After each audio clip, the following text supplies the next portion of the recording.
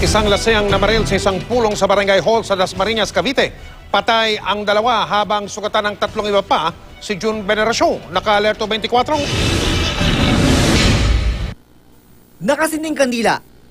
Mga tama ng bala sa sahig at dingding ang naiwang palatandaan ng madugong pamamaril kagabi sa rooftop ng Barangay Hall ng Barangay Paliparan 3, Dasmariñas, Cavite. 2 patay, 3 ang sugatan. Kabilang sa mga nasawi ang administrator ng barangay na si Mari Febio na nakasagutan umano ng lasing na suspect na si Magdaleno Verano bago na maril. Naaresto din agad si Verano. Hindi ko makalaki kasi kumari ko rin din. Pinagmula ako bigla. Eh, nadilim ang paningin ko, high blood din ako. Kasi sa bugso ng ano ko, nung parang dilim ng ano ko, wala na kontrol eh. Kung ano eksaktong pinagtalunan, hindi pa malinaw sa ngayon. Pero ayon sa ilang mga taga-barangay hall, dati na raw may hindi pagkakaunawaan ng dalawa. Ang suspect ay close-in security ng chairman ng Barangay Paliparan 3. Masakit talagang ginawa niya, babaeng tao, yung ginawa niya ng ganyan. Panagutan niya yung nagawa niya sa kapatid ko.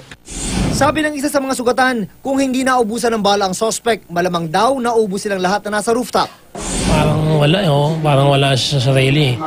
Parang ang tingin niya nakaganon siya na hindi mo malaman kung ano ba talagang parang malalim na alitan siguro niya. Sabi ng suspect, binaril din siya sa braso. Hindi raw siya ang nakatama sa lahat ng biktima. Bukod kasi sa suspect, sabi ng mga investigador, nagpapatok din ng baril ang isa sa mga biktima na si Diego Omria. Lahat ng mga ebidensya na nakalap natin, pinadala na natin doon sa Crime Laboratory Office para makita doon kung ano yung mga armas o yung mga bala na tumama doon sa biktima at para malaman na rin natin kung sino talaga yung nagpaputok ng baril doon sa insidente. So lahat dito kino-consider na suspect. May dala ko nun pero hindi ko pinuputok na sa belt bag ko yun. Sa ako na binunot niya nung nakatingin na sa akin ng masama. Pero pataas ang ko. Pataas. Para ko dapat sa kanya na maalarma siya na huminto na siya na. Naharap ang suspect sa kasong double murder at frustrated murder.